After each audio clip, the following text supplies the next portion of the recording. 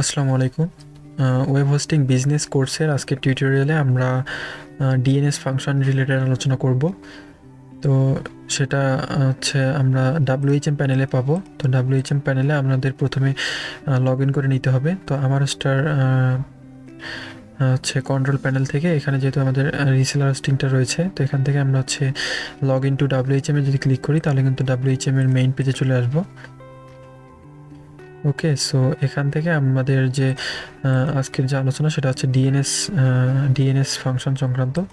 তো এখানে দেখতে পাচ্ছেন ডিএনএস ফাংশনে যদি আপনি ক্লিক করেন লেফট সাইডে, তাহলে এখানে দেখতে পাচ্ছেন অ্যাড এ ডিএনএস জোন, অর্থাৎ আপনি যদি ডিএনএস জোন অ্যাড করতে পারবেন, আবার ডিলিট করতে পারবেন ডিএনএস জোন, আবার ডিএনএস জোন ম্যানেজ করতে পারবেন, আবার টেমপ্লেট এডিট করতে পারবেন, আবার ইমেল রাউটিং, ডোমেইন পার্ক করতে পারবেন। তো এসব অনেক ধরনের কিন্তু ফিচার এখানে রয়েছে। তো এখানে আমরা হচ্ছে ডিএনএস জোন ম্যানেজার যেটা, সেটা মোস্ট ইম্পর্ট্যান্ট। তো এখানে আমরা ক্লিক করতেছি। এখান থেকে আপনি হচ্ছে যে ডোমেইনের ডিএনএস জোন চেঞ্জ করবেন, ঠিক আছে, তো সে ডোমেইনের হচ্ছে ডান দিকে আপনি ম্যানেজে ক্লিক করবেন। তো এখানে বাই ডিফল্ট আপনার যে ডিএনএসগুলো রয়েছে সেগুলো কিন্তু অটোমেটিক ইমপ্লিমেন্ট হয়ে যাবে। তো আপনি চাইলে কিন্তু এখানে নতুন ডিএনএস রেকর্ড অ্যাড করতে পারবেন। এখানে যেমন দেখতে পাচ্ছেন যে এ রেকর্ড আছে, সিনেম রেকর্ড আছে, এমএক্স রেকর্ড, এনএস রেকর্ড, ঠিক আছে। তো এইসব রেকর্ড সংক্রান্ত আপনি কিন্তু অনলাইনে হচ্ছে পড়তে পারেন, ঠিক আছে। অনলাইনে পড়ে আপনি কিন্তু অভিজ্ঞতা অর্জন করতে পারবেন যে কোন রেকর্ডটা কী কাজে লাগে। তো মূলত WHM এর এই ইন্টারফেসটা থেকে আপনি বিভিন্ন ডিএনএস রেকর্ড অ্যাড করতে পারবেন।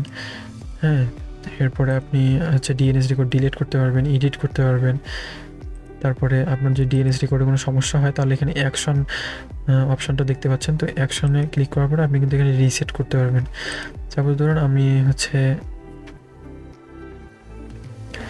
একটা ডিএনএস রেকর্ড ইচ্ছা করে ভুল করে দিই, হ্যাঁ, XY জেডের জায়গায় আমি হচ্ছে .com দিয়ে রাখছি। তো এটা আপনার হচ্ছে ডিএনএস সংক্রান্ত যখন কাজ করবেন তখন কিন্তু ভুলবশত যে কোনো একটি ইরর হয়ে যেতে পারে, হ্যাঁ।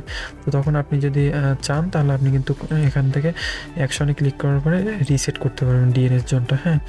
তো আপনি যখন ডিএনএস জোনটা রিসেট করে নেবেন তখন দেখতে পাচ্ছেন যে আমাদের যে .comটা ছিল সেটা কিন্তু আমাদের অটোমেটিক সলভ হয়ে গেছে, হ্যাঁ। এখানে অটোমেটিক .xyz চলে এসেছে। তো এভাবে আপনার যদি ডিএনএস সংক্রান্ত কোনো সমস্যা দেখা দেয় তখন কিন্তু আপনি এখানে হচ্ছে ডিএনএসটা রিসেট করে ফেলতে পারবেন। আবার আপনার যদি কাস্টম ডিএনএস অ্যাড করার প্রয়োজন পড়ে তাহলে এখান থেকে কিন্তু আপনি ডিএনএস রেকর্ড অ্যাড করতে পারবেন। আবার আপনার ইউজাররা চাইলেও কিন্তু এখানে ইউজারের cPanel যে আছে, cPanel থেকে কিন্তু এখানে যদি ডিএনএস লিখে সার্চ করে তাহলে এখান থেকে ডিএনএস জোন এডিটর যেটা আছে সেটা থেকে কিন্তু আপনার হচ্ছে ইউজাররা ডিএনএস জোন এডিট করতে পারবে, ঠিক আছে। তো মূলত এটাই ডিএনএস জোনের কাজ। আবার আপনি চাইলে কিন্তু কোনো একটা ডিএনএস জোন ডিলিটও করতে পারবেন। এখানে ডিলিট ফাংশন রয়েছে, আবার অ্যাডও করতে পারবেন। তো এগুলো খুবই বেসিক বিষয়। তো আশা করছি এগুলো বুঝতে পারবেন খুব সহজেই। তো এখানে আপনি যেটা ডিলিট করবেন সেটা জাস্ট সিলেক্ট করে এখানে ডিলিটে ক্লিক করার পর কনফার্ম করলে কিন্তু আপনার যে ডিএনএস জোনটা ডিলিট করতে যাচ্ছেন সেটা কিন্তু ডিলিট হয়ে যাবে। তো এভাবে কিন্তু আপনি মূলত ডিএনএস জোন ম্যানেজ করতে পারবেন অথবা ডিলিট করতে পারবেন। আবার আপনার যে cPanel রয়েছে cPanel থেকেও কিন্তু আপনার কাস্টমাররা বা আপনি নিজেও কিন্তু ডিএনএস জোন এডিট করতে পারবেন, ঠিক আছে। তো আজকের আলোচনা মূলত এতটুকুই ডিএনএস জোন সংক্রান্ত WHM এর। তো পরবর্তী আলোচনাটা অনেক ইম্পর্ট্যান্ট হবে। এখানে আমরা হচ্ছে cPanel এর ব্র্যান্ডিং নিয়ে কাজ করব, অর্থাৎ আপনার কোম্পানির যে ব্র্যান্ডিং রয়েছে সেটা